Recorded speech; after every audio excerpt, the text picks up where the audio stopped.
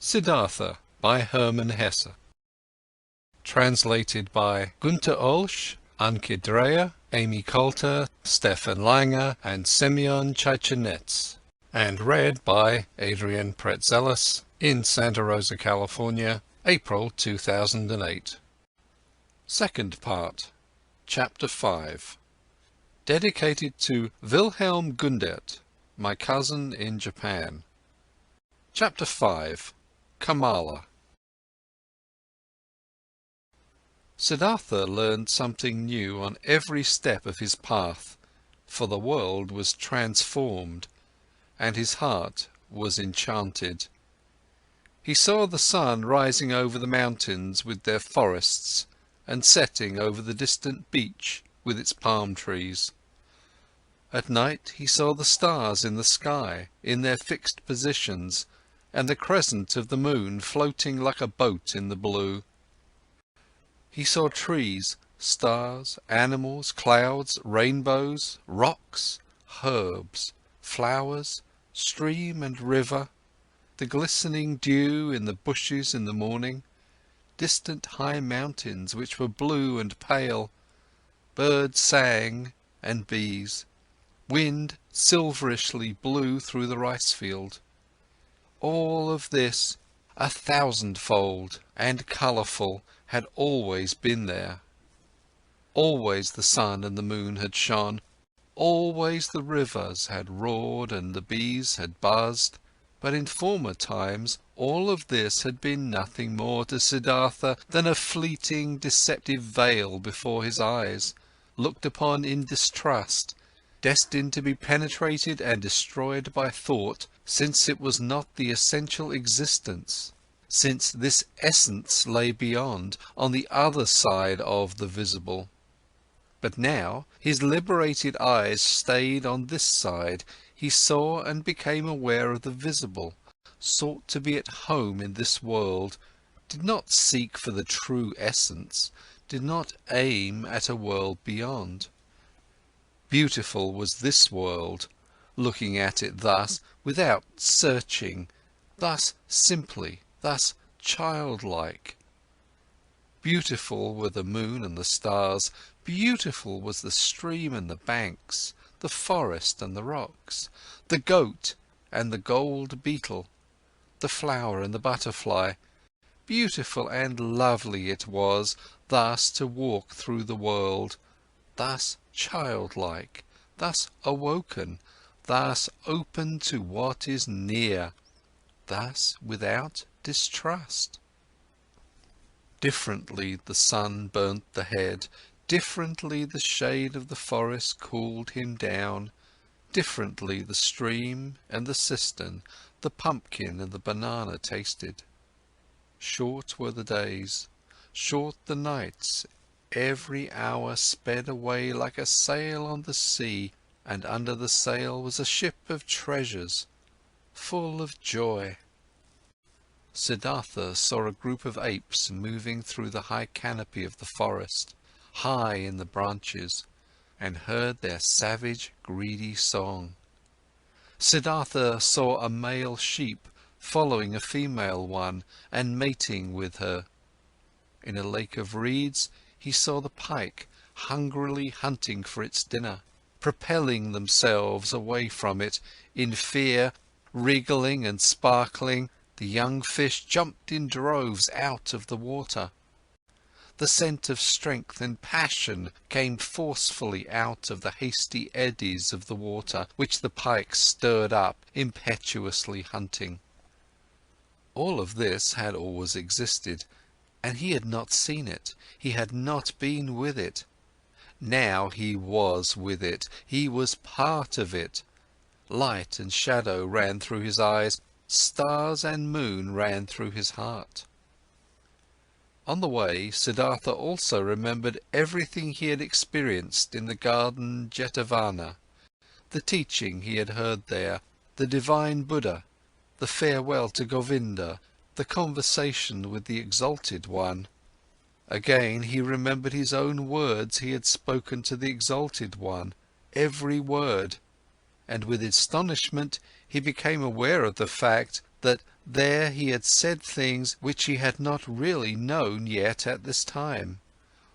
What he had said to Gotama, the Buddha's treasure and secret, was not the teaching, but the unexpressible and not teachable, which he had experienced in the hour of his enlightenment. It was nothing but this very thing, what he now began to experience. Now he had to experience his self. It is true that he had already known for a long time that his self was Atman, in its essence bearing the same eternal characteristics as Brahman. But never had he really found this self, because he had wanted to capture it in the net of thought. With the body definitely not being the self, and not the spectacle of the senses, so it also was not the thought, not the rational mind, not the learned wisdom, not the learned ability to draw conclusions and to develop previous thoughts into new ones. No, this world of thought was also still on this side, and nothing could be achieved by killing the random self of the senses, if the random self of the thoughts and learned knowledge was fattened on the other hand. Both the thoughts as well as the senses were pretty things. The ultimate meaning was hidden behind both of them. Both had to be listened to, both had to be played with, both neither had to be scorned nor overestimated. From both, the secret voices of the innermost truth had to be attentively perceived. He wanted to strive for nothing, except for what the voice commanded him to strive for, dwell on nothing, except where the voice would advise him to do so. Why had Gotama, at that time, in the hour of all hours, sat down under the bow tree where the enlightenment hit him? He had heard a voice in his own heart, which had commanded him to seek rest under this tree, and he had neither preferred self-castigation, offerings, ablutions, nor prayer, neither food nor drink, neither sleep nor dream. He had obeyed the voice. To obey like this, not to an external command, only to the voice, to be ready like this was good, this was necessary, nothing else was necessary. In the night when he slept in the straw hut of a ferryman by the river, Siddhartha had a dream. Govinda was standing in front of him, dressed in the yellow robe of an ascetic. Sad was how Govinda looked like. Sadly he asked, "Why have you forsaken me?" At this he embraced Govinda, wrapped his arms around him, and as he was pulling him close to his chest and kissed him, it was not Govinda any more, but a woman, and a full breast popped out of the woman's dress, at which Siddhartha lay and drank, sweetly and strongly tasted the milk from this breast. It tasted of woman and man, of sun and forest, of animal and flower, of every fruit, of every joyful desire. It intoxicated him and rendered him unconscious. When Siddhartha woke up, the pale river shimmered through the door of the hut, and in the forest a dark call of an owl resounded deeply and pleasantly. When the day began, Siddhartha asked his host, the ferryman, to get him across the river. The ferryman got him across the river on his bamboo raft. The wide water shimmered reddishly in the light of the morning. "This is a beautiful river," he said to his companion. "Yes," said the ferryman, "a very beautiful river. I love it more than anything. Often I have listened to it, often I have looked into its eyes, and always I have learned from it. Much can be learned from a river." "I thank you, my benefactor," spoke Siddhartha, disembarking on the other side of the river. "I have no gift I could give you for your hospitality, my dear, and also no payment for your work. I am a man without a home, a son of a Brahman and a Samana." "I did see it," spoke the ferryman, "and I haven't expected any payment from you, and no gifts, which would be the custom for guests to bear. You will give me the gift another time." "Do you think so?" asked Siddhartha amusedly. "Surely. This too I have learned from the river. Everything is coming back. You too, Samana, will come back. Now, farewell. Let your friendship be my reward. Commemorate me when you'll make your offerings to the gods." Smiling, they parted. Smiling, Siddhartha was happy about the friendship and the kindness of the ferryman. "He is like Govinda," he thought with a smile. "All I meet on my path are like Govinda. All are thankful, though they are the ones who would have a right to receive thanks. All are submissive. All would like to be friends, like to obey, think little. Like children are all people." At about noon, he came through a village. In front of the mud cottages, children were rolling about in the street, were playing with pumpkin seeds and seashells, screamed and wrestled, but they all timidly fled from the unknown Samana. In the end of the village, the path led through a stream, and by the side of the stream, a young woman was kneeling and washing clothes. When Siddhartha greeted her, she lifted her head and looked up to him with a smile, so that he saw the white in her eyes glistening. He called out a blessing to her, as is the custom among travellers, and asked how far he still had to go to reach the large city. Then she got up and came to him. Beautifully her wet mouth was shimmering in her young face. She exchanged humorous banter with him, asked whether he had eaten already, and whether it was true that the Samanas slept alone in the forest at night and were not allowed to have any women with them. While talking, she put her left foot on his right one, and made a movement as a woman does, who would want to initiate that kind of sexual pleasure with a man which the textbooks call climbing a tree. Siddhartha felt his blood heating up, and since in this moment he had to think of his dream again, he bent slightly down to the woman and kissed with his lips the brown nipple of her breast. Looking up, he saw her face smiling, full of lust, and her eyes, with contracted pupils, begging with desire. Siddhartha also felt desire, and felt the source of his sexuality moving.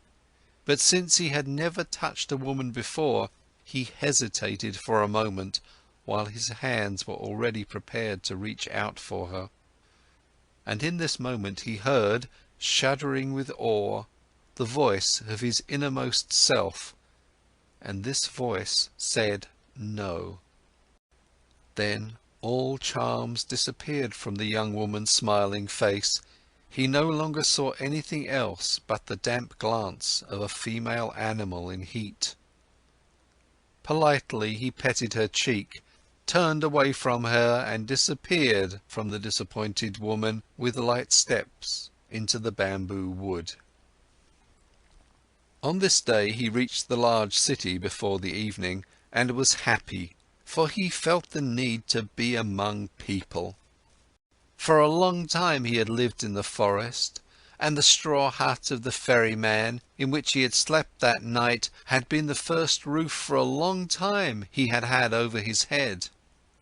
Before the city, in a beautifully fenced grove, the traveller came across a small group of servants, both male and female, carrying baskets. In their midst, carried by 4 servants in an ornamental sedan chair, sat a woman, the mistress, on red pillows under a colourful canopy. Siddhartha stopped at the entrance to the pleasure garden and watched the parade, saw the servants, the maids, the baskets, saw the sedan chair, and saw the lady in it.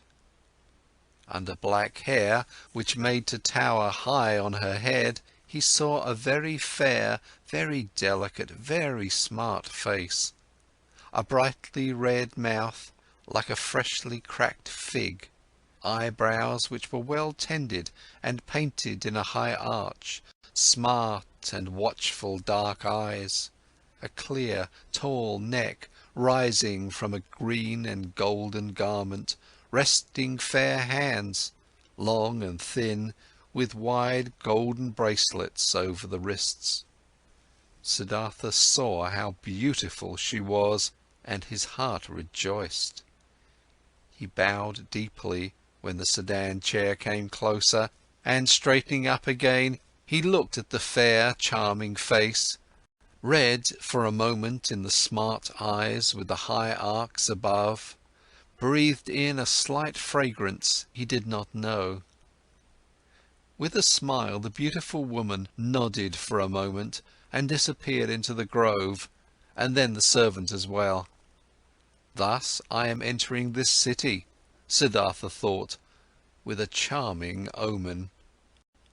He instantly felt drawn into the grove, and he thought about it, and only now he became aware of how the servants and maids had looked at him at the entrance, how despicable, how distrustful, how rejecting.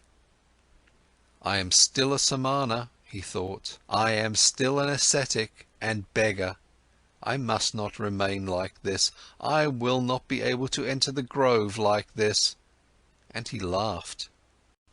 The next person who came along this path, he asked about the grove and for the name of the woman, and was told that this was the grove of Kamala, the famous courtesan, and that, aside from the grove, she owned a house in the city.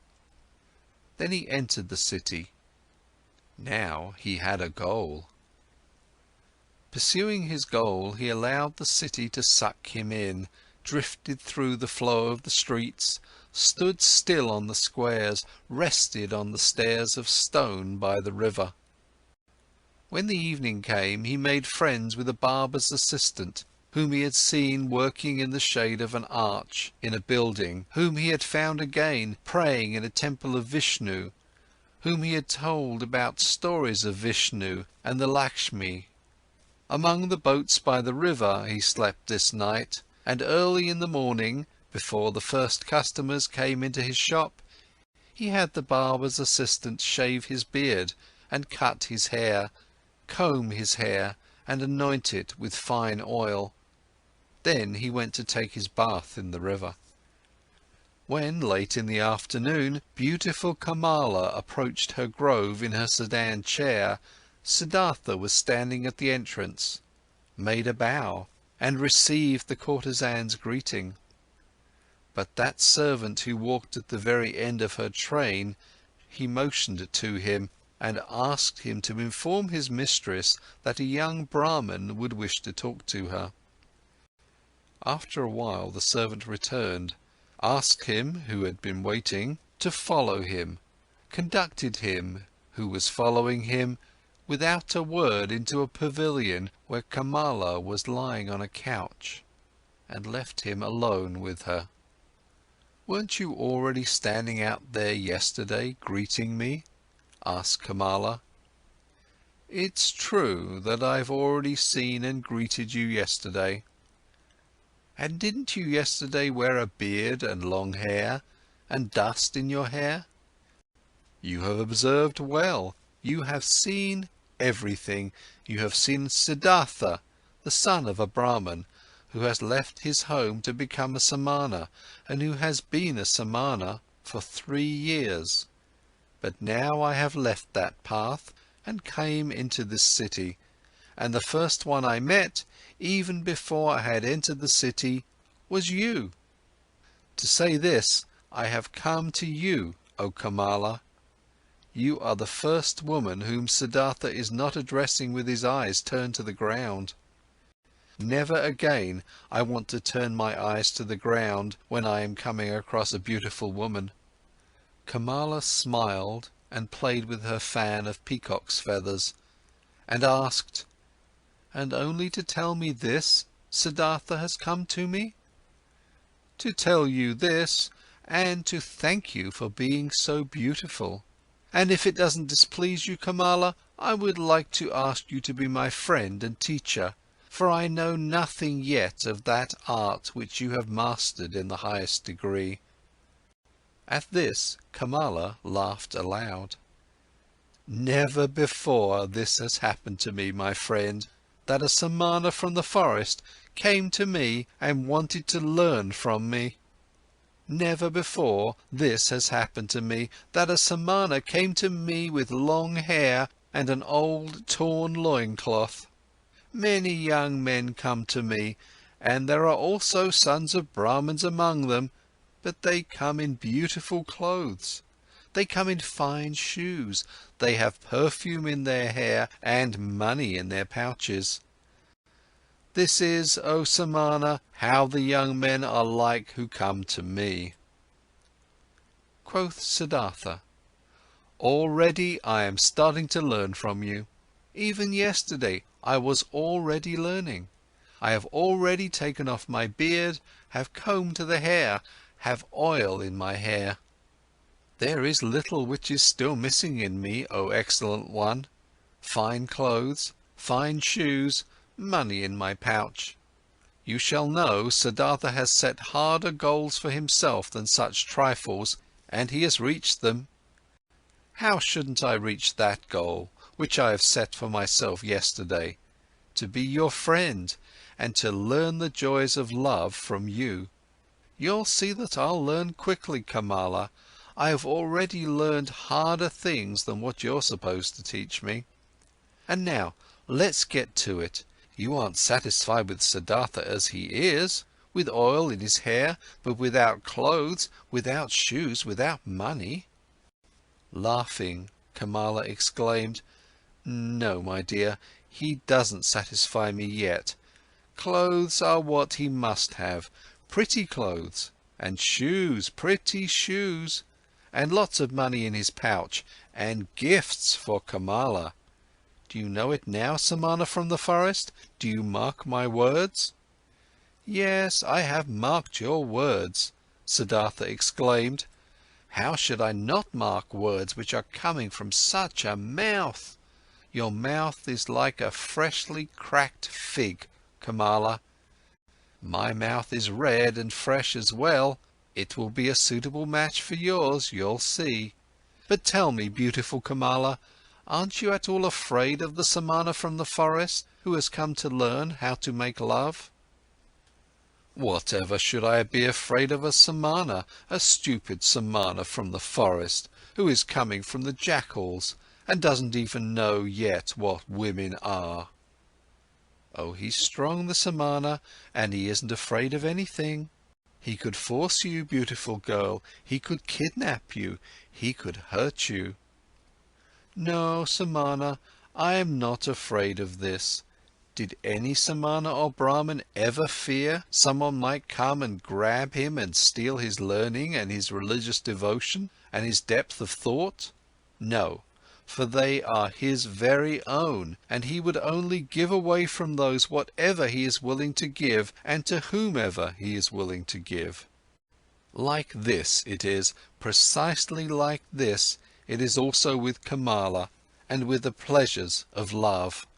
Beautiful and red is Kamala's mouth, but just try to kiss it against Kamala's will, and you will not obtain a single drop of sweetness from it, which knows how to give so many sweet things.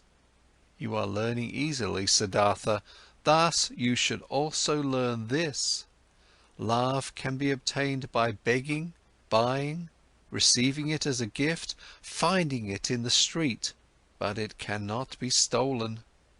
In this you have come up with the wrong path. No, it would be a pity if a pretty young man like you would want to tackle it in such a wrong manner." Siddhartha bowed with a smile. It would be a pity, Kamala. You are so right. It would be such a great pity. No, I shall not lose a single drop of sweetness from your mouth, nor you from mine. So it is settled. Siddhartha will return once he has what he still lacks: clothes, shoes, money. But speak, lovely Kamala, couldn't you still give me one small advice? An advice? Why not? Who wouldn't like to give an advice to a poor ignorant Samana who is coming from the jackals of the forest? Dear Kamala, thus advise me where I should go, that I'll find these three things most quickly. Friend, many would like to know this. You must do what you've learned and ask for money, clothes and shoes in return. There is no other way for a poor man to obtain money. What might you be able to do? I can think, I can wait, I can fast. Nothing else? Nothing. But yes, I can also write poetry. Would you like to give me a kiss for a poem? I would like to, if I like your poem. What would be its title? Siddhartha spoke, after he had thought about it for a moment, these verses. Into her shady grove stepped the pretty Kamala. At the grove's entrance stood the brown Samana. Deeply seeing the lotus's blossom, bowed that man and smiling Kamala thanked. More lovely, thought the young man, than offerings for gods, more lovely is offering to pretty Kamala. Kamala loudly clapped her hands so that the golden bracelets clanged. Beautiful are your verses, O brown Samana. I'm losing nothing when I am giving you a kiss for them. She beckoned him with her eyes. He tilted his head so that his face touched hers and placed his mouth on that mouth which was like a freshly cracked fig. For a long time Kamala kissed him, and with a deep astonishment Siddhartha felt how she taught him, how wise she was, how she controlled him, rejected him, lured him, and how, after this first one, there was to be a long, a well-ordered, well-tested sequence of kisses, every one different from the others, he was still to receive. Breathing deeply, he remained standing where he was, and was in this moment astonished, like a child about a cornucopia of knowledge and things worth learning, which revealed itself before his eyes. Very beautiful are your verses, exclaimed Kamala. If I was rich, I would give you pieces of gold for them. But it will be difficult for you to earn thus much money with verses as you need, for you need a lot of money if you want to be Kamala's friend. The way you're able to kiss, Kamala, stammered Siddhartha. Yes, this I am able to do, therefore I do not lack clothes, shoes, bracelets and all beautiful things. But what will become of you? Aren't you able to do anything else but thinking, fasting, making poetry? I also know the sacrificial songs, said Siddhartha, but I do not want to sing them any more. I also know magic spells, but I do not want to speak them any more. I have read the scriptures. Stop, Kamala interrupted him. You're able to read and write? Certainly I can do this. Many people can do this. Most people can't. I also can't do it. It is very good that you're able to read and write, very good. You will also still find use for the magic spells. In this moment a maid came running in and whispered a message into her mistress's ear. There's a visitor for me, exclaimed Kamala. Hurry and get yourself away, Siddhartha. Nobody may see you in here. Remember this. Tomorrow I'll see you again. But to the maid she gave the order to give the pious Brahmin white upper garments.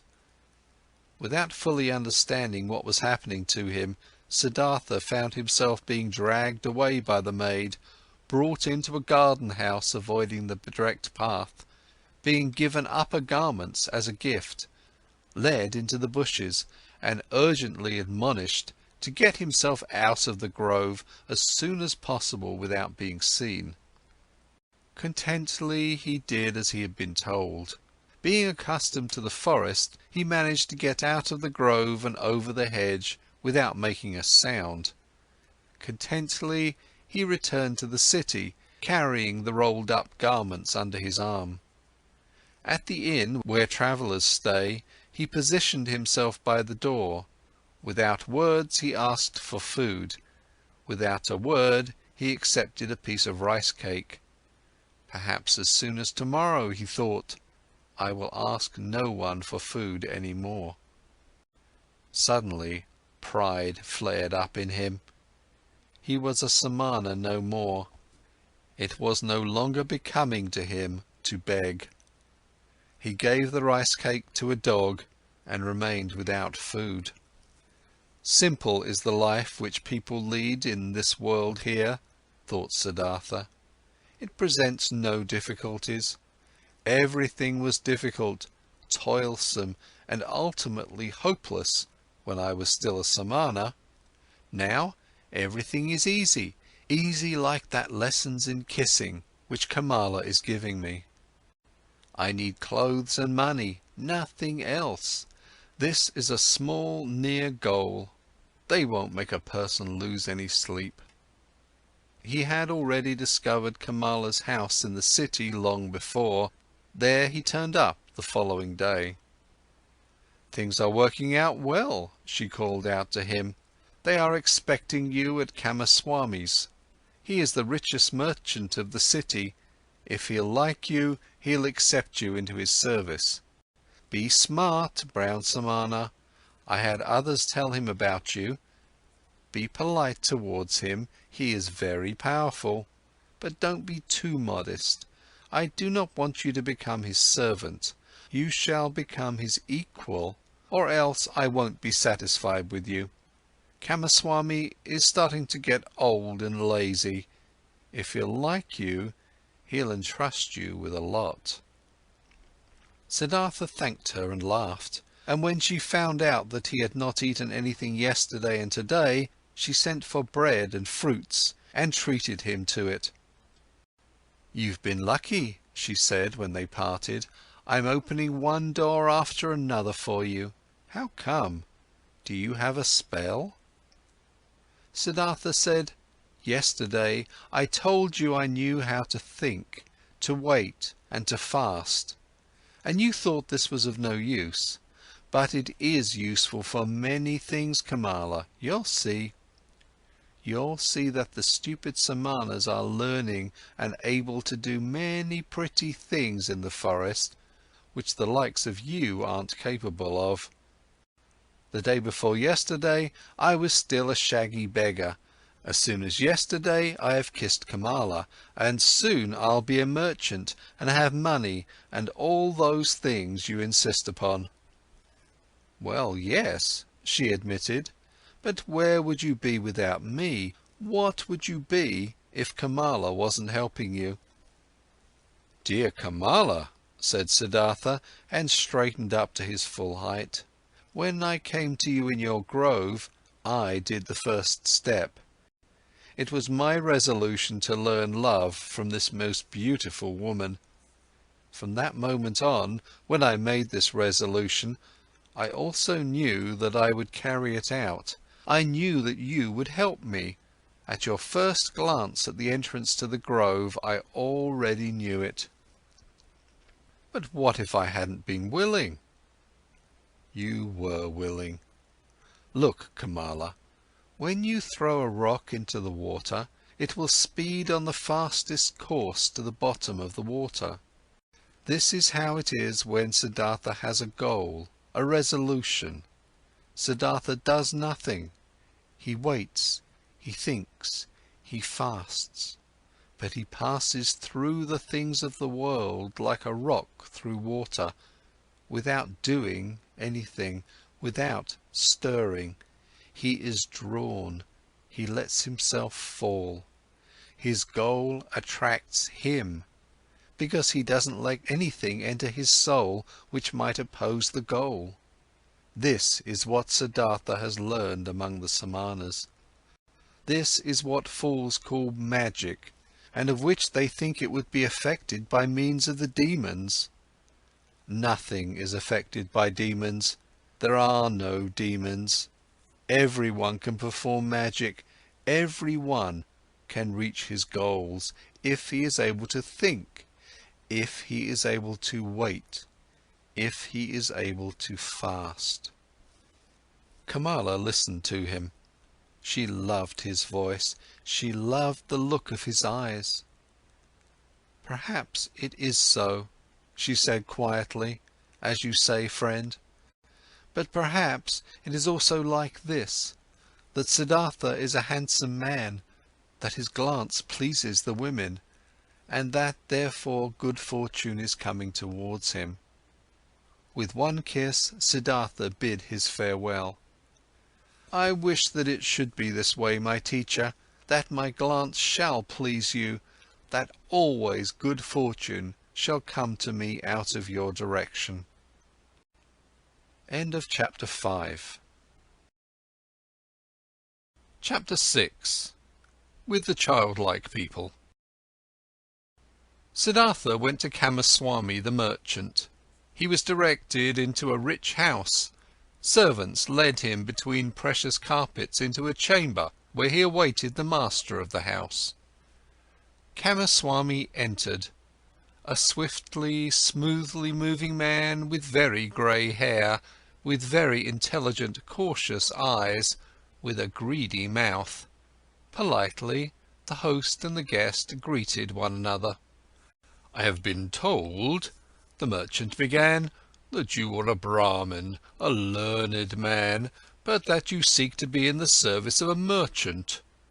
Might you have become destitute, Brahmin, so that you seek to serve?" "No," said Siddhartha, "I have not become destitute, and have never been destitute. You should know that I am coming from the Samanas, with whom I have lived for a long time." "If you're coming from the Samanas, how could you be anything but destitute? Aren't the Samanas entirely without possessions?" "I am without possessions," said Siddhartha, "if this is what you mean. Surely I am without possessions, but I am so voluntarily, and therefore I am not destitute." "But what are you planning to live of, being without possessions?" "I haven't thought of this yet, sir. For more than 3 years I have been without possessions, and have never thought of what I should live." "So you've lived of the possessions of others?" "Presumably this is how it is. After all, a merchant also lives of what other people own." "Well said. But he wouldn't take anything from another person for nothing. He would give his merchandise in return." "So it seems to be, indeed.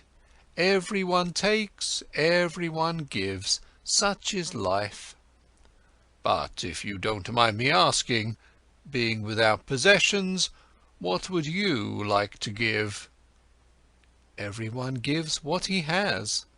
A warrior gives strength.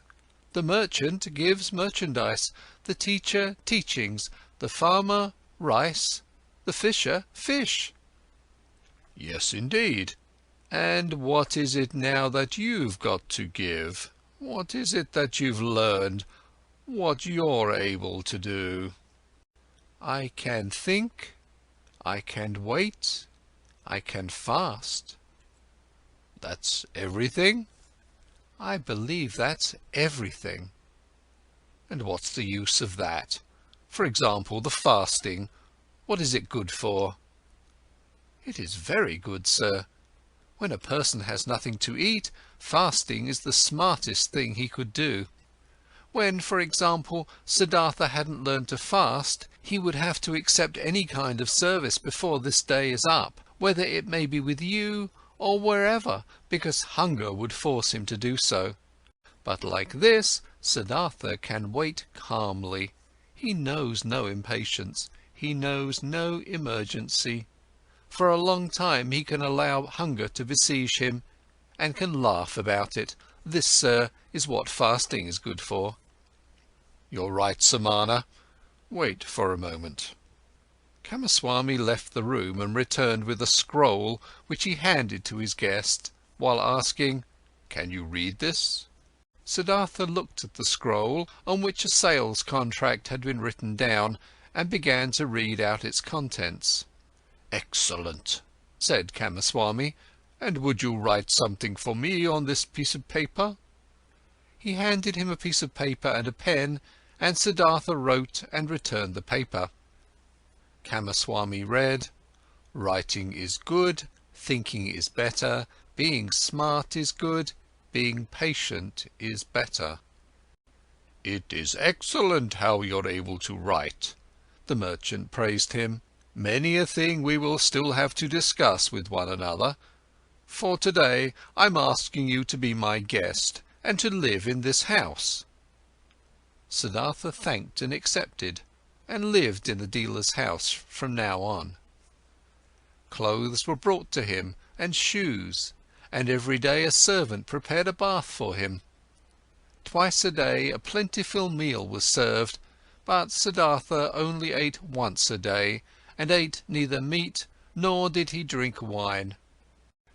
Kamaswami told him about his trade, showed him the merchandise and storage rooms, showed him calculations.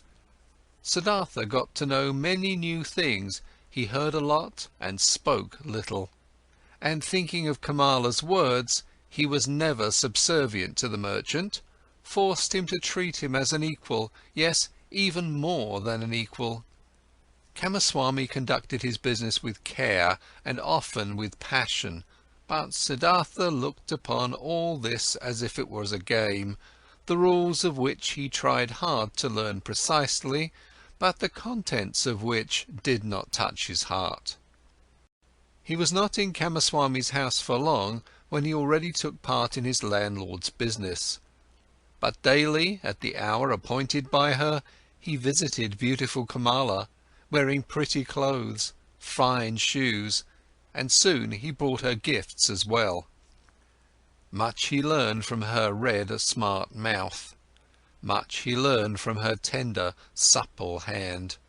Him, who was regarding love still a boy, and had a tendency to plunge blindly and insatiably into lust, like into a bottomless pit, him she taught thoroughly, starting from the basics, about that school of thought which teaches that pleasure cannot be taken without giving pleasure, and that every gesture, every caress, every touch, every look, every spot of the body, however small it was, had its secret, which would bring happiness to those who knew about it and unleash it. She taught him that lovers must not part from one another after celebrating love, without one admiring the other, without being just as defeated as they have been victorious, so that with none of them should start feeling fed up or bored, or get that evil feeling of having abused or having been abused. Wonderful hours he spent with the beautiful and smart artist, became her student, her lover, her friend. Here with Kamala was the worth and purpose of his present life, knit with the business of Kamaswami. The merchant passed to duties of writing important letters and contracts on to him, and got into the habit of discussing all important affairs with him. He soon saw that Siddhartha knew little about rice and wool, shipping and trade, but that he acted in a fortunate manner, and that Siddhartha surpassed him, the merchant, in calmness and equanimity, and in the art of listening and deeply understanding previously unknown people. "This Brahman," he said to a friend, "is no proper merchant, and will never be one. There is never any passion in his soul when he conducts our business, but he has that mysterious quality of those people to whom success comes all by itself. Whether this may be a good star of his birth, magic or something he has learned among samanas. He always seems to be merely playing with our business affairs. They never fully become a part of him. They never rule over him. He is never afraid of failure. He is never upset by a loss. The friend advised the merchant, give him from the business he conducts for you 1/3 of the profits, but let him also be liable for the same amount of the losses, when there is a loss. Then he'll become more zealous. Kamaswami followed the advice, but Siddhartha cared little about this. When he made a profit, he accepted it with equanimity. When he made losses, he laughed and said, "Well, look at this, so this one turned out badly." It seemed indeed as if he did not care about the business. At one time he travelled to a village to buy a large harvest of rice there, but when he got there, the rice had already been sold to another merchant. Nevertheless, Siddhartha stayed for several days in that village, treated the farmers for a drink, gave copper coins to their children, joined in the celebration of a wedding, and returned extremely satisfied from his trip. Kamaswami held against him that he had not turned back right away, that he had wasted time and money. Siddhartha answered, "Stop scolding, dear friend. Nothing was ever achieved by scolding. If a loss has occurred, let me bear that loss. I am very satisfied with this trip. I have gotten to know many kinds of people. A Brahmin has become my friend. Children have sat on my knees. Farmers have shown me their fields. Nobody knew that I was a merchant." "That's all very nice," exclaimed Kamaswami indignantly, "but in fact you are a merchant after all, one ought to think. Or might you have only travelled for your amusement?" "Surely," Siddhartha laughed, "surely I have travelled for my amusement. For what else? I have gotten to know people and places. I have received kindness and trust. I have found friendship. Look, my dear, if I had been Kamaswami, I would have travelled back, been annoyed and in a hurry, as soon as I had seen that my purchase had been rendered impossible, and time and money would indeed have been lost. But like this, I've had a few good days. I've learned, had joy. I've neither harmed myself nor others by annoyance and hastiness. And if I'll ever return there again, perhaps to buy an upcoming harvest, or for whatever purpose it might be, friendly people will receive me in a friendly and happy manner, and I will praise myself for not showing any hurry and displeasure at that time. So leave it as it is, my friend, and don't harm yourself by scolding. If the day will come when you will see, this Siddhartha is harming me, then speak a word, and Siddhartha will go on his own path. But until then, let's be satisfied with one another." Futile were also the merchant's attempts to convince Siddhartha that he should eat his bread. Siddhartha ate his own bread, or rather they both ate other people's bread, all people's bread.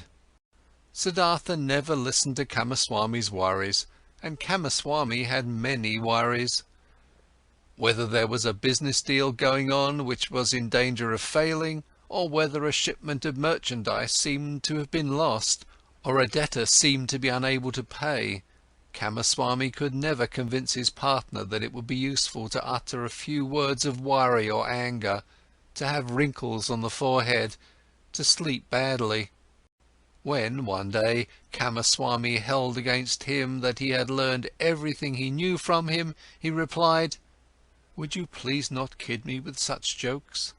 What I've learned from you is how much a basket of fish costs, and how much interests can be charged on loaned money. These are your areas of expertise. I haven't learned to think from you, my dear Kamaswami. You ought to be the one seeking to learn from me."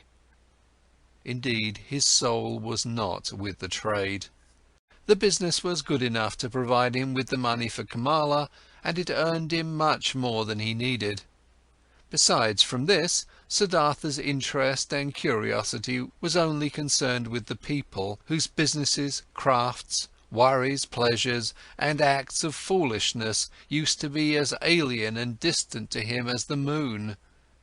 However easily he succeeded in talking to all of them, in living with all of them, in learning from all of them, he was still aware that there was something which separated him from them, and this separating factor was him being a samana. He saw mankind going through life in a childlike or animal-like manner, which he loved and also despised at the same time. He saw them toiling, saw them suffering and becoming grey for the sake of things which seemed to him entirely unworthy of this price, for money, for little pleasures, for being slightly honoured. He saw them scolding and insulting each other. He saw them complaining about a pain at which a samana would only smile, and suffering because of deprivations which a samana would not feel. He was open to everything these people brought his way. Welcome was the merchant who offered him linen for sale. Welcome was the debtor who sought another loan. Welcome was the beggar who told him for 1 hour the story of his poverty, and who was not half as poor as any given samana. He did not treat the rich foreign merchant any different than the servant who shaved him, and the street vendor whom he let cheat him out of some small change when buying bananas. When Kamaswami came to him to complain about his worries or to reproach him concerning his business, he listened curiously and happily, was puzzled by him, tried to understand him, consented that he was a little bit right, only as much as he considered indispensable, and turned away from him towards the next person who would ask for him. And there were many who came to him, many to do business with him, many to cheat him, many to draw some secret out of him, many to appeal to his sympathy, many to get his advice. He gave advice, he pitied, he made gifts, he let them cheat him a bit. And this entire game and the passion with which all people played this game occupied his thoughts just as much as the gods and Brahmins used to occupy them. At times he felt deep in his chest a dying, quiet voice which admonished him quietly, lamented quietly. He hardly perceived it. And then for an hour he became aware of the strange life he was leading, of him doing lots of things which were only a game, of though being happy and feeling joy at times, real life still passing him by and not touching him. As a ball player plays with his balls, he played with his business deals, with the people around him, watched them, found amusement in them. With his heart, with the source of his being, he was not with them. The source ran somewhere, far away from him, ran and ran invisibly, had nothing to do with his life any more. And at several times he suddenly became scared on account of such thoughts, and wished that he would also be gifted with the ability to participate in all of this childlike, naive occupations of the daytime with passion and with his heart, really to live, really to act, really to enjoy and to live, instead of just standing by as a spectator. But again and again he came back to beautiful Kamala, learned the art of love, practiced the cult of lust, in which more than anything else giving and taking becomes one, chatted with her, learned from her, gave her advice, received advice. She understood him better than Govinda used to understand him. She was more similar to him. Once he said to her, "You are like me, you are different from most people, you are Kamala, nothing else, and inside you there is a peace and refuge, to which you can go at every hour of the day and be at home at yourself, as I can also do. Few people have this, and yet all could have it." "Not all people are smart," said Kamala. "No," said Siddhartha, "that's not the reason why. Kamaswami is just as smart as I, and still has no refuge in himself. Others have it who are small children with respect to their mind.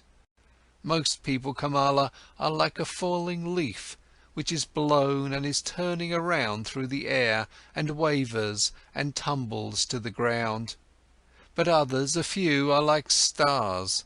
They go on a fixed course, no wind reaches them. In themselves they have their law and their course. Among all the learned men and samanas, of which I knew many, there was one of this kind, a perfected one. I'll never be able to forget him. It is that Gotama, the exalted one, who is spreading that teachings.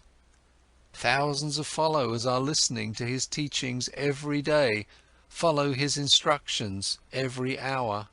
But they are all falling leaves.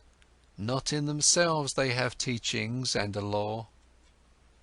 Kamala looked at him with a smile. "Again you're talking about him," she said.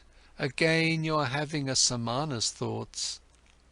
Siddhartha said nothing, and they played the game of love, one of the 30 or 40 different games Kamala knew. Her body was flexible like that of a jaguar, and like the bow of a hunter.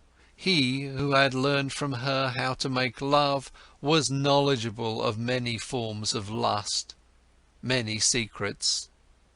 For a long time she played with Siddhartha, enticed him, rejected him, forced him, embraced him, enjoyed his masterful skills, until he was defeated and rested exhausted by her side.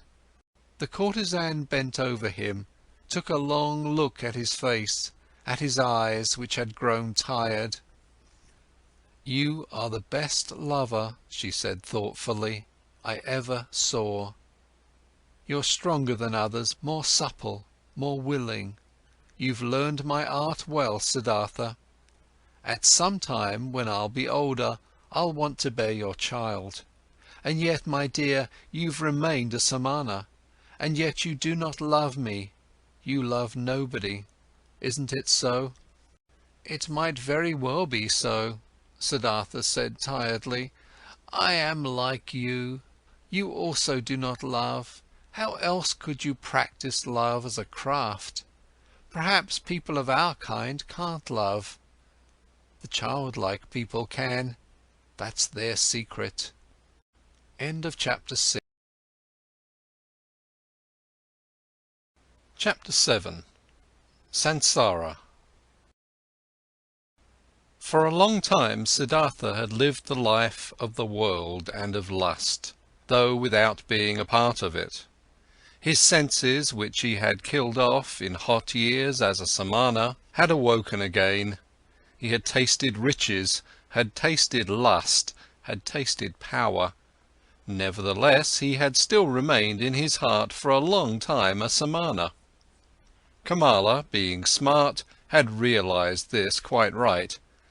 It was still the art of thinking, of waiting, of fasting, which guided his life. Still, the people of the world, the childlike people, had remained alien to him, as he was alien to them. Years passed. Surrounded by the good life, Siddhartha hardly felt them fading away. He had become rich. For quite a while he possessed a house of his own and his own servants, and a garden before the city by the river. The people liked him. They came to him whenever they needed money or advice, but there was no one close to him except Kamala. That high, bright state of being awake, which he had experienced that one time at the height of his youth, in those days after Gotama's sermon, after the separation from Govinda, that tense expectation, that proud state of standing alone without teachings and without teachers, that supple willingness to listen to the divine voice in his own heart, had slowly become a memory, had been fleeting. Distant and quiet, the holy source murmured, which used to be near, which used to murmur within himself. Nevertheless, many things he had learned from the Samanas, he had learned from Gotama, he had learned from his father, the Brahman, had remained within him for a long time afterwards. Moderate living, joy of thinking, hours of meditation, secret knowledge of the self and of his eternal entity, which is neither body nor consciousness. Many a part of this he still had, but one part after another had been submerged and had gathered dust. Just as a potter's wheel, once it has been set in motion, will keep on turning for a long time and only slowly lose its vigour and come to a stop, thus Siddhartha's soul had kept on turning the wheel of asceticism, the wheel of thinking, the wheel of differentiation for a long time, still turning, but it turned slowly and hesitantly and was close to coming to a standstill. Slowly, like humidity entering the dying stem of a tree, filling it slowly and making it rot, the world and sloth had entered Siddhartha's soul. Slowly it filled his soul, made it heavy, made it tired, put it to sleep. On the other hand, his senses had become alive. There was much they had learned, much they had experienced. Siddhartha had learned to trade, to use his power over people, to enjoy himself with a woman. He had learned to wear beautiful clothes, to give orders to servants, to bathe in perfumed waters. He had learned to eat tenderly and carefully prepared food, even fish, even meat and poultry, spices and sweets, and to drink wine, which causes sloth and forgetfulness. He had learned to play with dice and on a chessboard, to watch dancing girls, to have himself carried about in a sedan chair, to sleep on a soft bed. But he still had felt different from and superior to the others. Always he had watched them with some mockery, some mocking disdain, with the same disdain which a Samana constantly feels for the people of the world. When Kamaswami was ailing, when he was annoyed, when he felt insulted, when he was vexed by his worries as a merchant, Siddhartha had always watched it with mockery. Just slowly and imperceptibly, as the harvest seasons and rainy seasons passed by, his mockery had become more tired, his superiority had become more quiet. Just slowly, among his growing riches, Siddhartha had assumed something of the childlike people's ways for himself, something of their childlikeness and of their fearfulness. And yet he envied them just the more similar he became to them. He envied them for the one thing that was missing from him and that they had, the importance they were able to attach to their lives, the amount of passion in their joys and fears, the fearful but sweet happiness of being constantly in love. These people were all of the time in love with themselves, with women, with their children, with honours or money, with plans or hopes. But he did not learn this from them, this out of all things, this joy of a child and this foolishness of a child. He learned from them out of all things the unpleasant ones which he himself despised. It happened more and more often that, in the morning, after having had company the night before, he stayed in bed for a long time, felt unable to think and tired. It happened that he became angry and impatient when Kamaswami bored him with his worries. It happened that he laughed just too loud when he lost a game of dice. His face was still smarter and more spiritual than others, but it rarely laughed, and assumed, one after another, those features which are so often found in the faces of rich people, those features of discontent, of sickliness, of ill humour, of sloth, of a lack of love. Slowly, the disease of the soul which rich people have grabbed hold of him. Like a veil, like a thin mist, tiredness came over Siddhartha, slowly getting a bit denser every day, a bit murkier every month, a bit heavier every year. As a new dress becomes old in time, loses its beautiful colour in time, gets stains, gets wrinkles, gets worn off at the seams, and starts to show threadbare spots here and there, thus Siddhartha's new life, which he had started after his separation from Govinda, had grown old, lost colour and splendour as the years passed by, was gathering wrinkles and stains, and hidden at bottom, already showing its ugliness here and there. Disappointment and disgust were waiting. And hidden at bottom, already showing its ugliness here and there, disappointment and disgust were waiting. Siddhartha did not notice it. He only noticed that this bright and reliable voice inside of him, which had awoken in him at that time and had ever guided him in his best times, had become silent.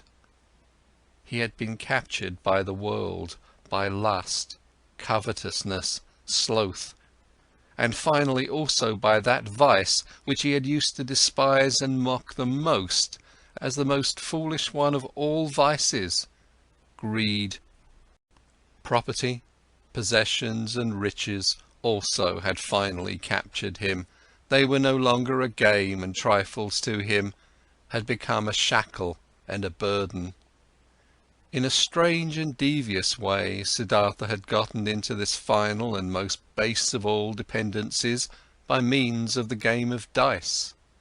It was since that time, when he had stopped being a samana in his heart, that Siddhartha began to play the game for money and precious things, which he, at other times, only joined with a smile and casually as a custom of the childlike people, with an increasing rage and passion.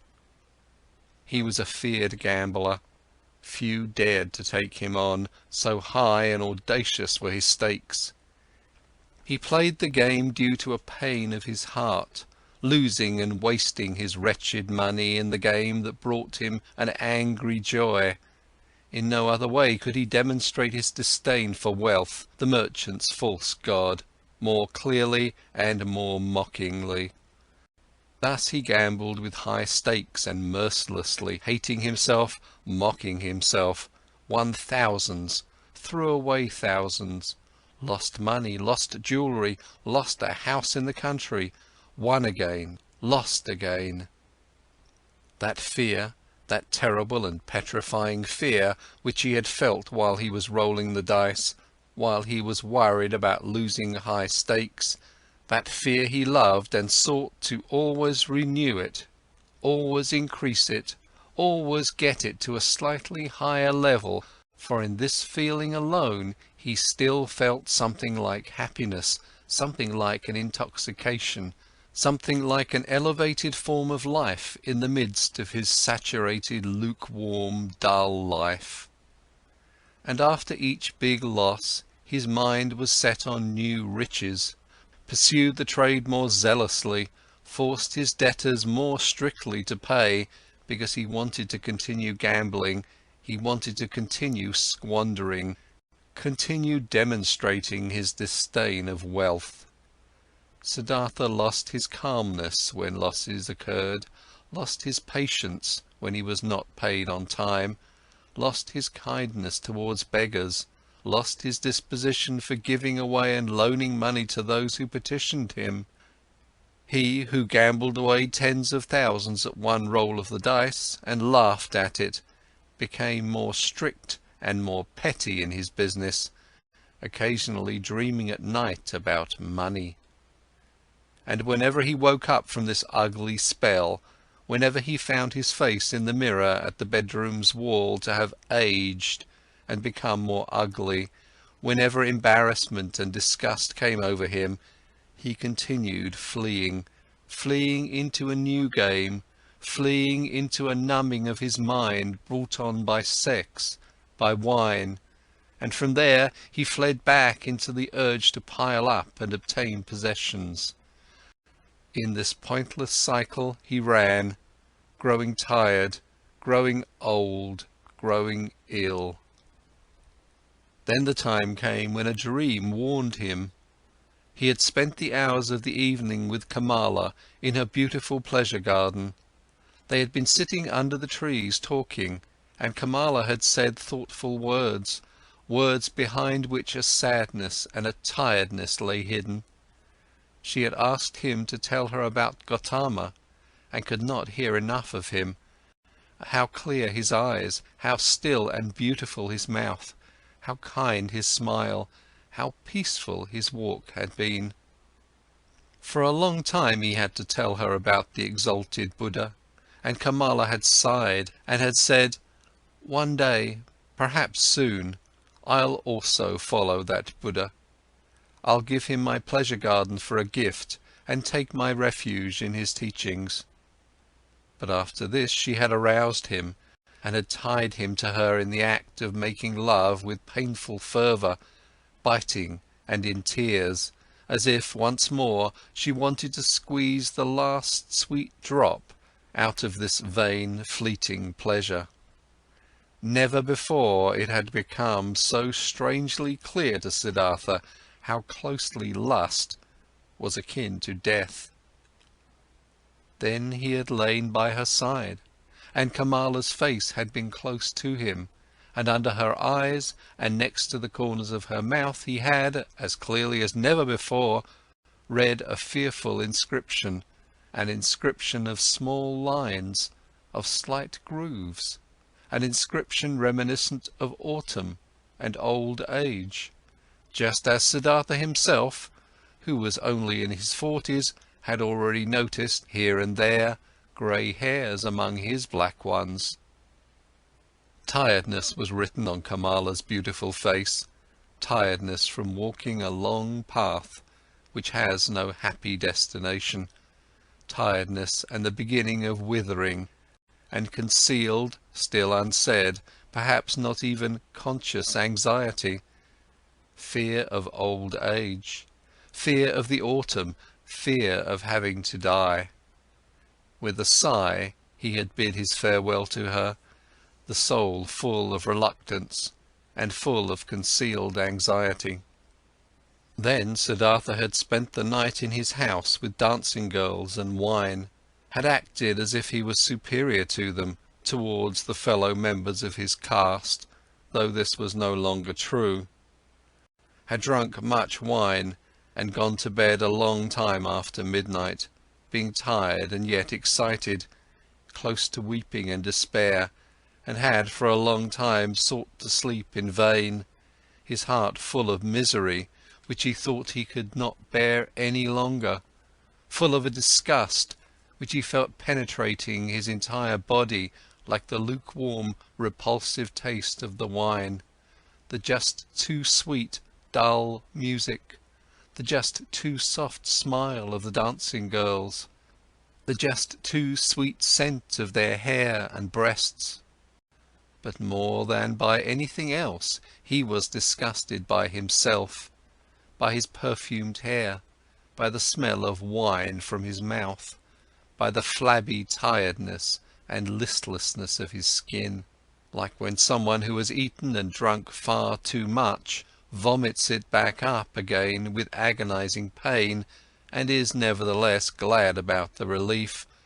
Thus this sleepless man wished to free himself of these pleasures, these habits, and all of this pointless life and himself, in an immense burst of disgust. Not until the light of the morning and the beginning of the first activities in the street before his city house, he had slightly fallen asleep, had found for a few moments a half-consciousness, a hint of sleep. In these moments he had a dream. Kamala owned a small, rare, singing bird in a golden cage. Of this bird he dreamt. He dreamt this bird had become mute, who at other times always used to sing in the morning, and since this arose his attention, he stepped in front of the cage and looked inside. There the small bird was dead and lay stiff on the ground. He took it out, weighed it for a moment in his hand, and then threw it away, out in the street. And in the same moment he felt terribly shocked, and his heart hurt, as if he had thrown away from himself all value and everything good by throwing out this dead bird.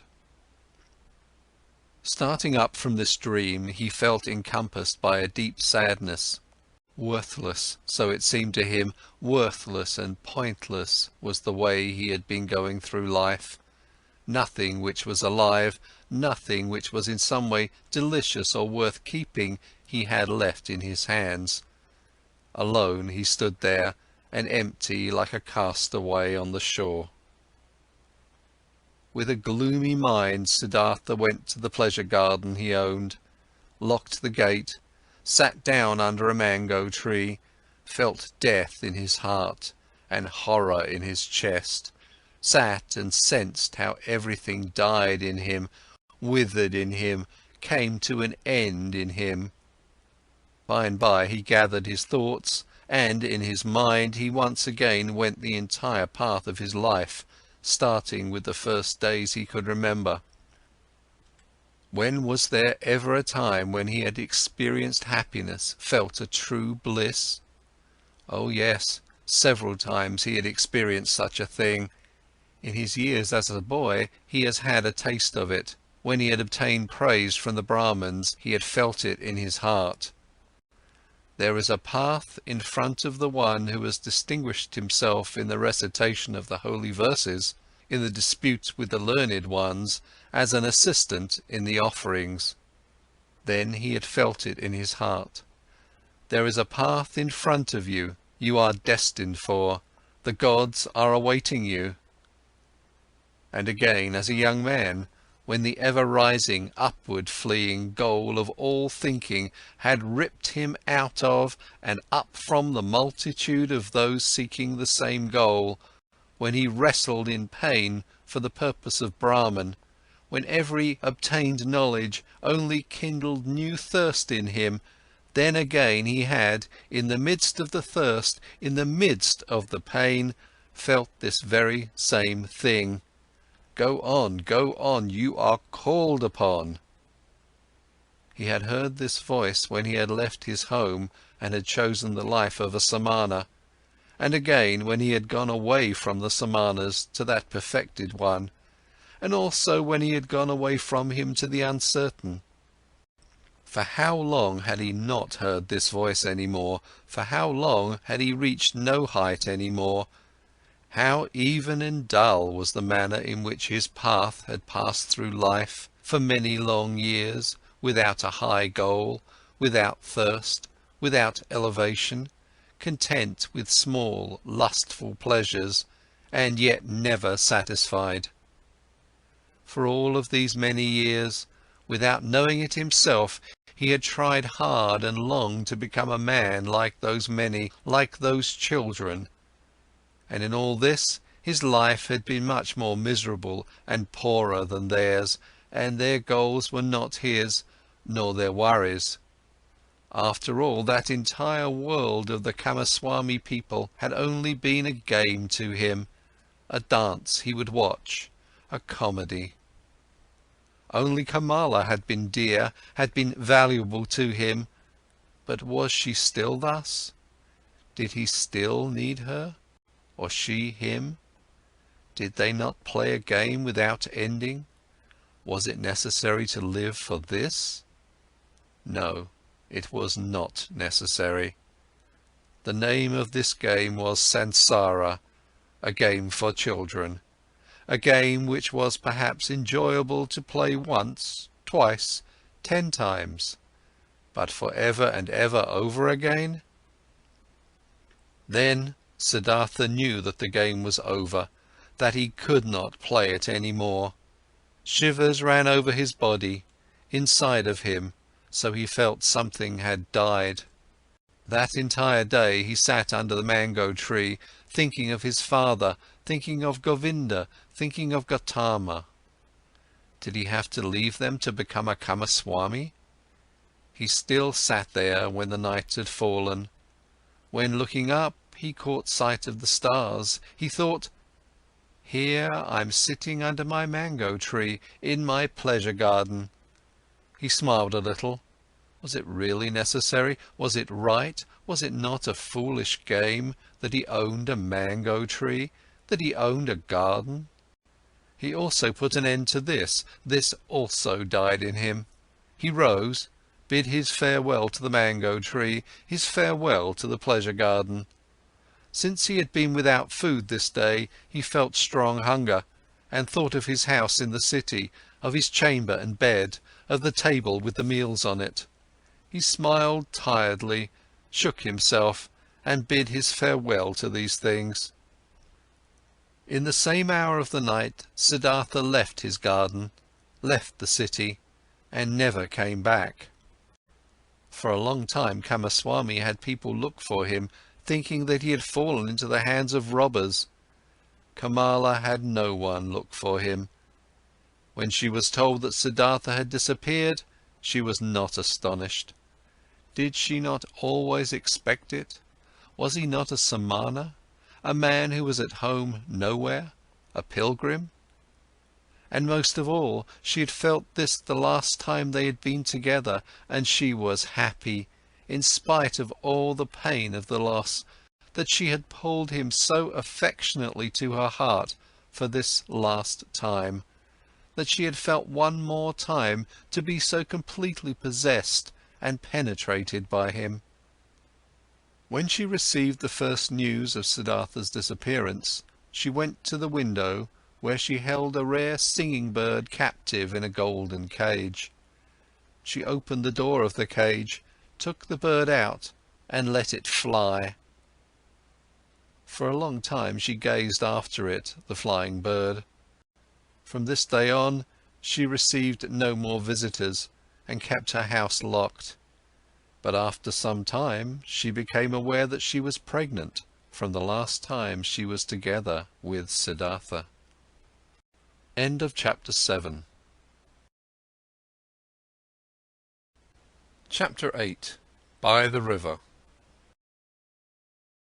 Siddhartha walked through the forest, was already far from the city, and knew nothing but that one thing, that there was no going back for him, that this life, as he had lived it for many years until now, was over and done away with, and that he had tasted all of it, sucked everything out of it, until he was disgusted with it. Dead was the singing bird he had dreamt of, dead was the bird in his heart. Deeply he had been entangled in samsara. He had sucked up disgust and death from all sides into his body, like a sponge that sucks up water until it is full. And full he was, full of the feeling of being sick of it, full of misery, full of death. There was nothing left in this world which could have attracted him, given him joy, given him comfort. Passionately he wished to know nothing about himself any more, to have rest, to be dead. If there was only a lightning bolt to strike him dead, if there was only a tiger to devour him, if there was only a wine, a poison which could numb his senses, bring him forgetfulness and sleep, and no awakening from that. Was there still any kind of filth he had not soiled himself with, a sin or foolish act he had not committed, a dreariness of the soul he had not brought upon himself? Was it still at all possible to be alive? Was it possible to breathe in again and again, to breathe out, to feel hunger, to eat again, to sleep again, to sleep with a woman again? Was this cycle not exhausted and brought to a conclusion for him? Siddhartha reached the large river in the forest, The same river over which a long time ago, when he had still been a young man and came from the town of Gotama, the ferryman had conducted him. By this river he stopped. Hesitatingly he stood at the bank.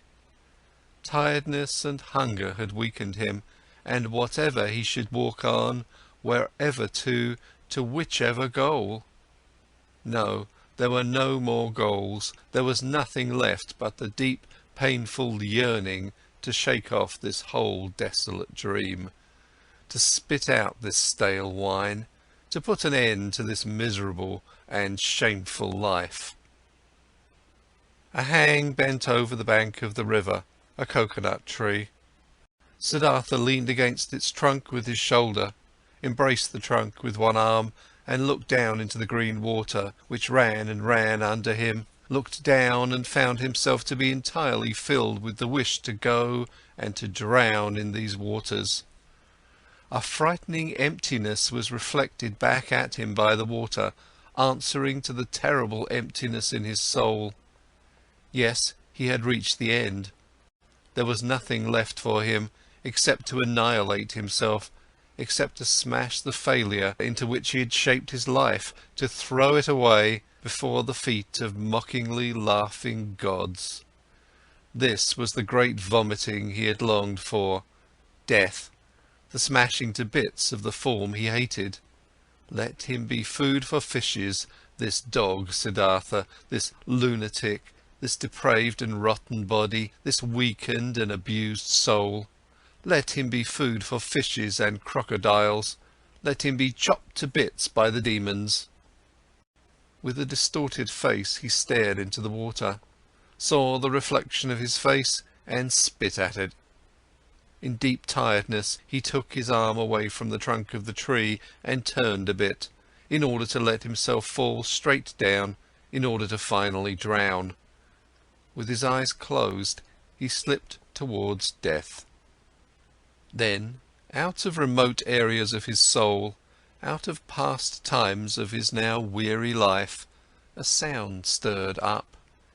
It was a word, a syllable, which he, without thinking, with a slurred voice, spoke to himself.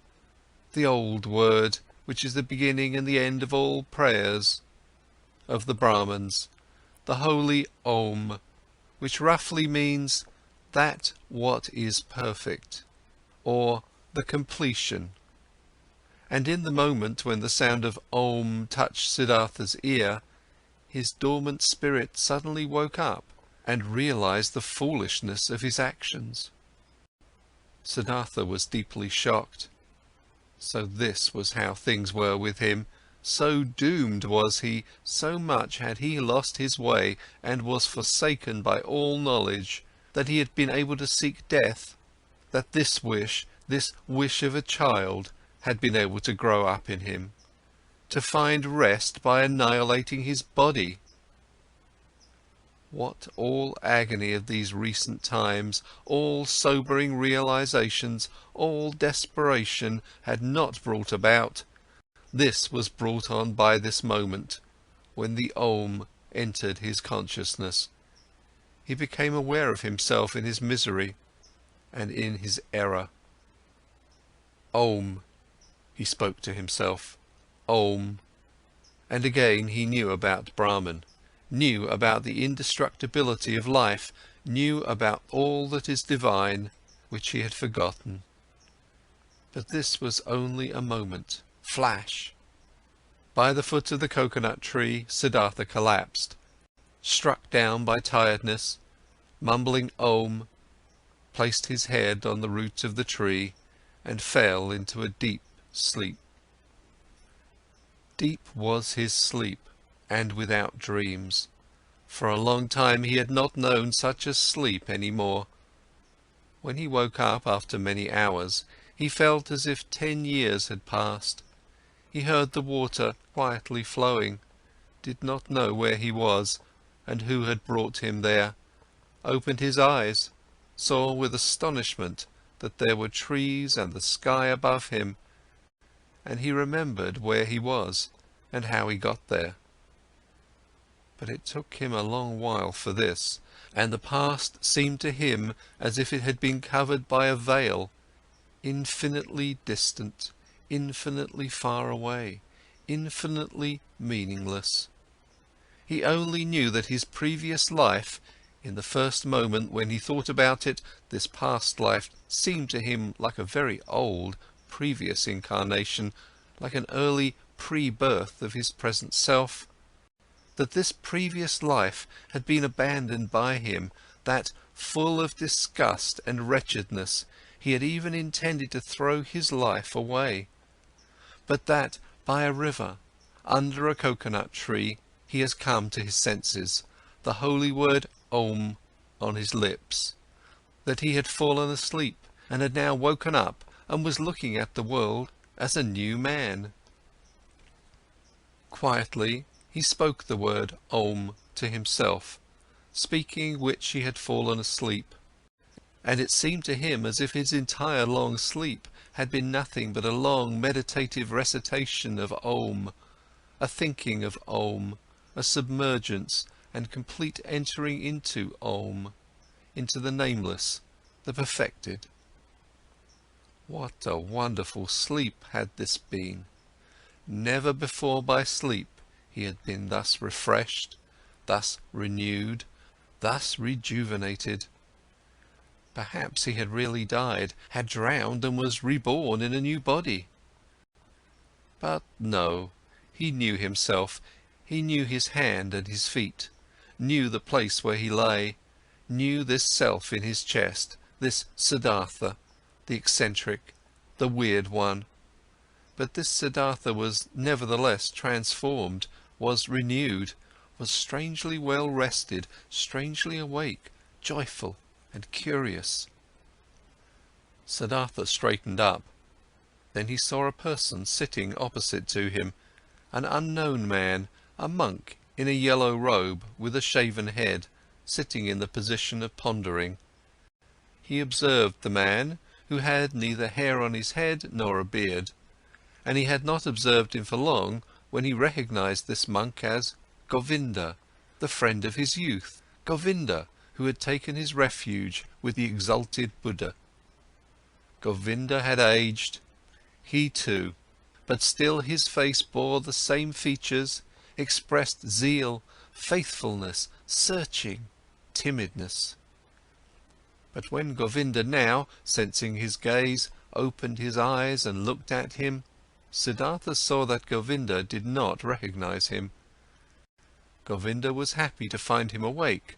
Apparently he had been sitting here for a long time and had been waiting for him to wake up, though he did not know him.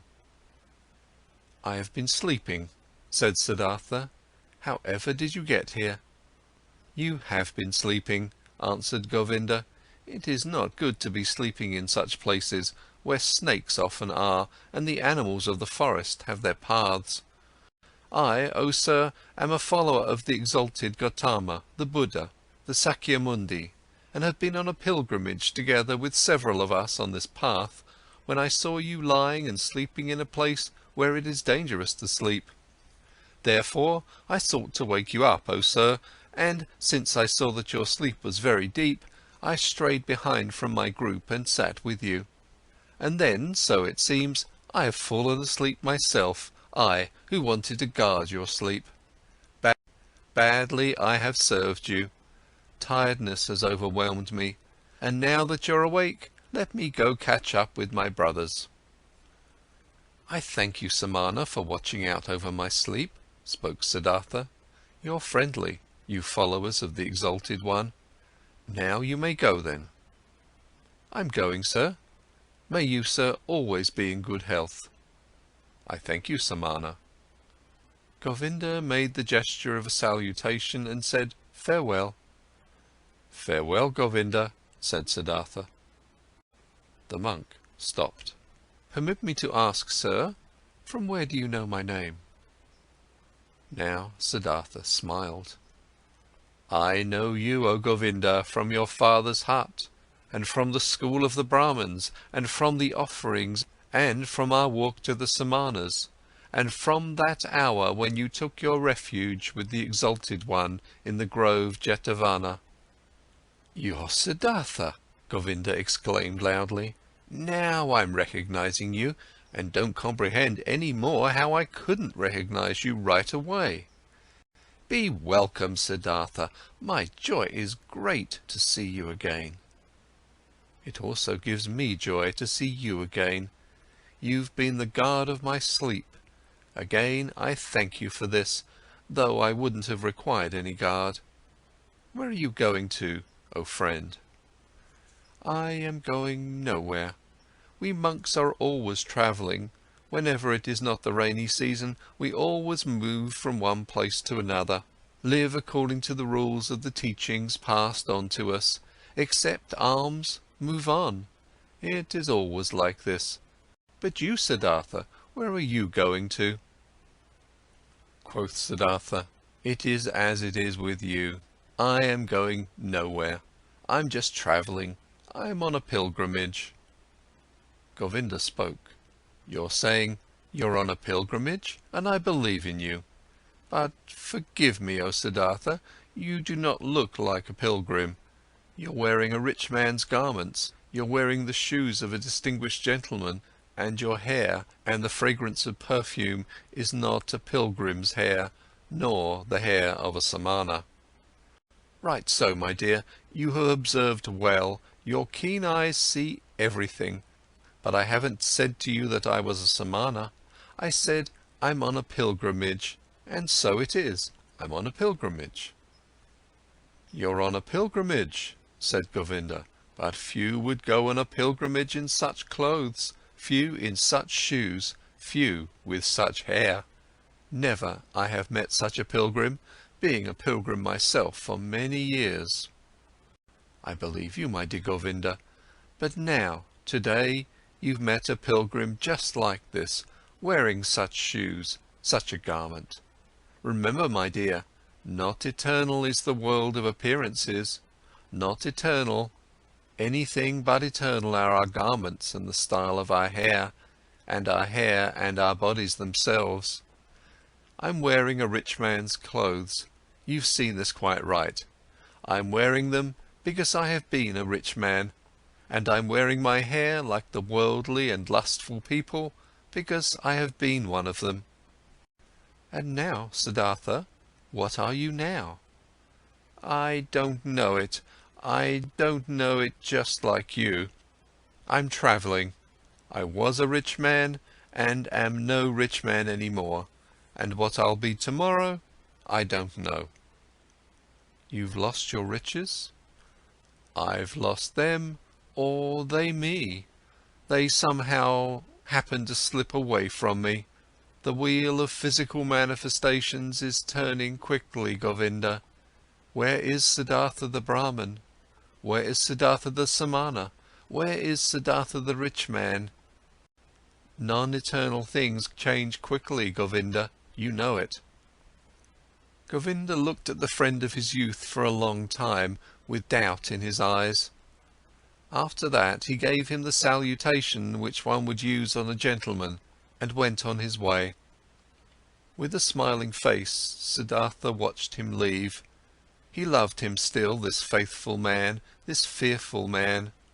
And how could he not have loved everybody and everything in this moment, in the glorious hour after his wonderful sleep, filled with Om? The enchantment which had happened inside of him in his sleep and by means of the Om was this very thing that he loved everything, that he was full of joyful love for everything he saw. And it was this very thing, so it seemed to him now, which had been his sickness before, that he was not able to love anybody or anything. With a smiling face, Siddhartha watched the leaving monk. The sleep had strengthened him much, but hunger gave him much pain, for now he had not eaten for 2 days, and the times were long past when he had been tough against hunger. With sadness, and yet also with a smile, he thought of that time.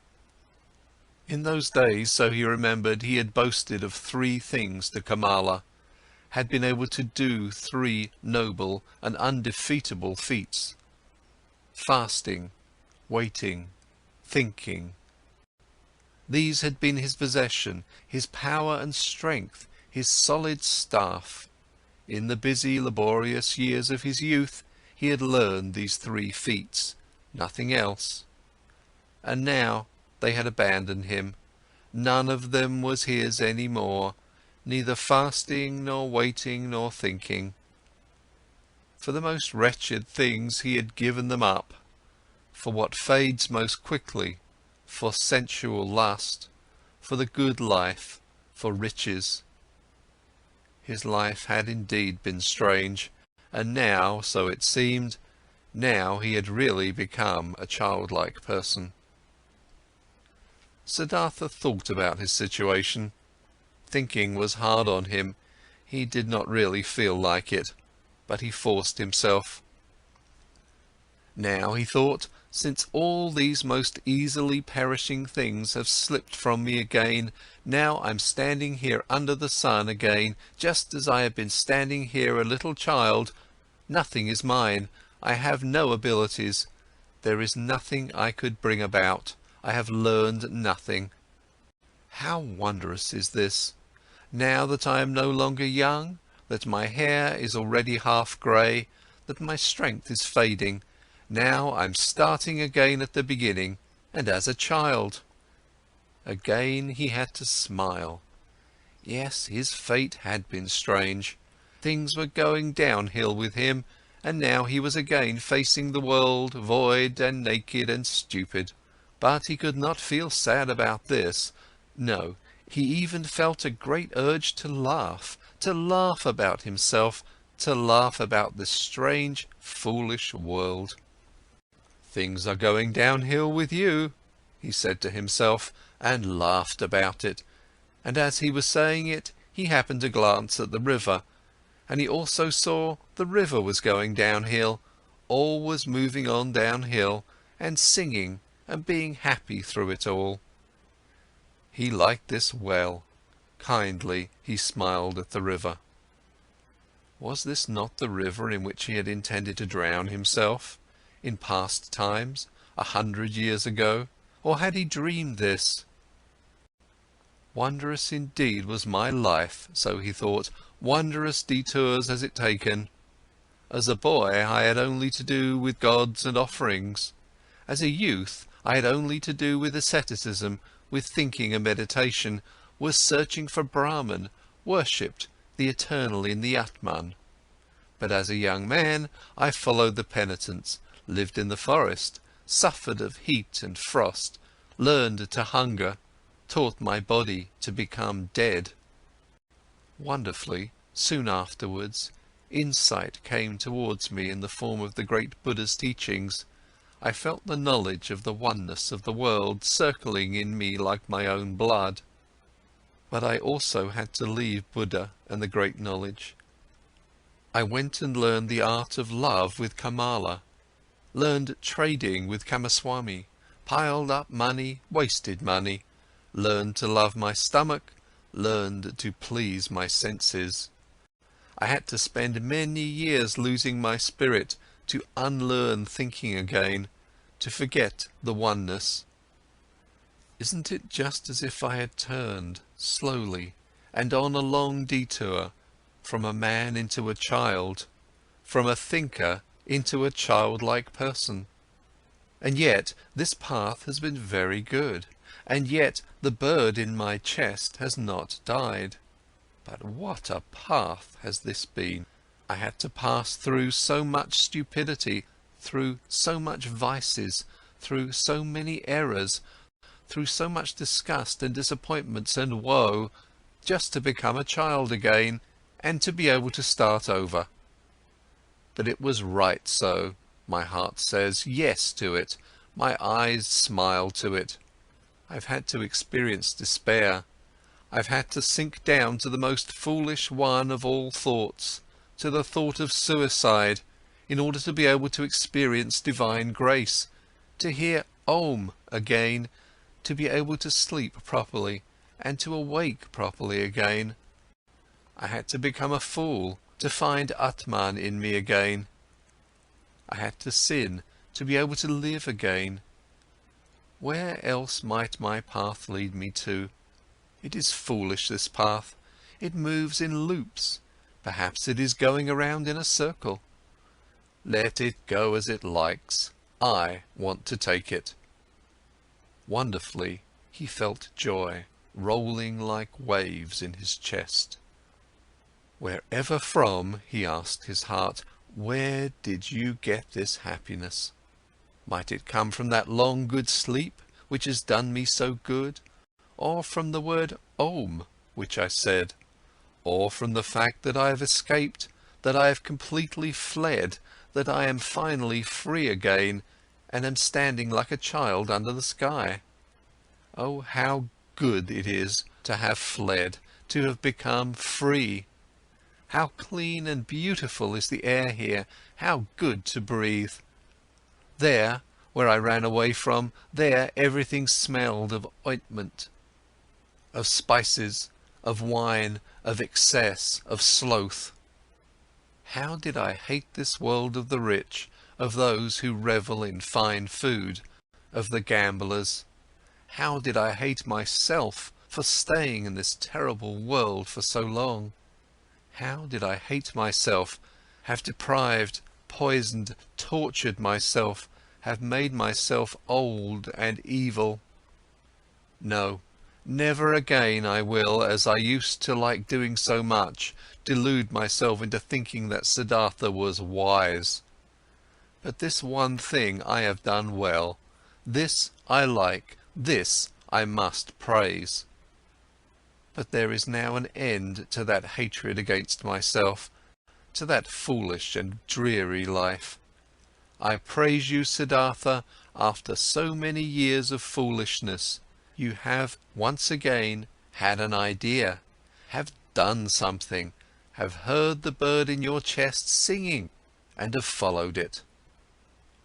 Thus he praised himself, found joy in himself, listened curiously to his stomach, which was rumbling with hunger. He had now, so he felt, in those recent times and days, completely tasted and spit out, devoured up to the point of desperation and death, a piece of suffering, a piece of misery. Like this, it was good. For much longer he could have stayed with Kamaswami, made money, wasted money, filled his stomach and let his soul die of thirst. For much longer he could have lived in this soft, well-upholstered hell, if this had not happened. The moment of complete hopelessness and despair, that most extreme moment when he hung over the rushing waters and was ready to destroy himself. That he had felt this despair, this deep disgust, that he had not succumbed to it, that the bird, the joyful source and voice in him, was still alive after all. This was why he felt joy. This was why he laughed.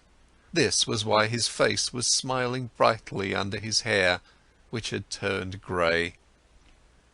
It is good, he thought, to get a taste of everything for oneself which one needs to know. That lust for the world and riches do not belong to the good things I have already learned as a child. I have known it for a long time, but I have experienced only now. And now I know it. Don't just know it in my memory, but in my eyes, in my heart, in my stomach. Good for me to know this. For a long time he pondered his transformation, listened to the bird as it sang for joy. Had not this bird died in him? Had he not felt his death? No, something else from within him had died, something which already for a long time had yearned to die. Was it not this, what he intended to kill in his ardent years as a penitent?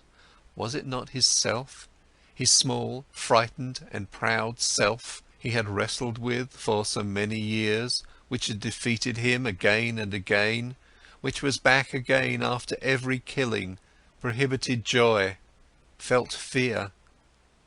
Was it not this which today had finally come to its death, here in the forest, by this lovely river? Was it not due to this death that he was now like a child, so full of trust, so without fear, so full of joy? Now Siddhartha also got some idea of why he had fought this self in vain as a Brahman, as a penitent. Too much knowledge had held him back, too many holy verses, too many sacrificial rules, too much self-castigation, so much doing and striving for that goal. Full of arrogance he had been, always the smartest, always working the most, always one step ahead of all others, always the knowing and spiritual one, always the priest or wise one. Into being a priest, into this arrogance, into this spirituality, his self had retreated.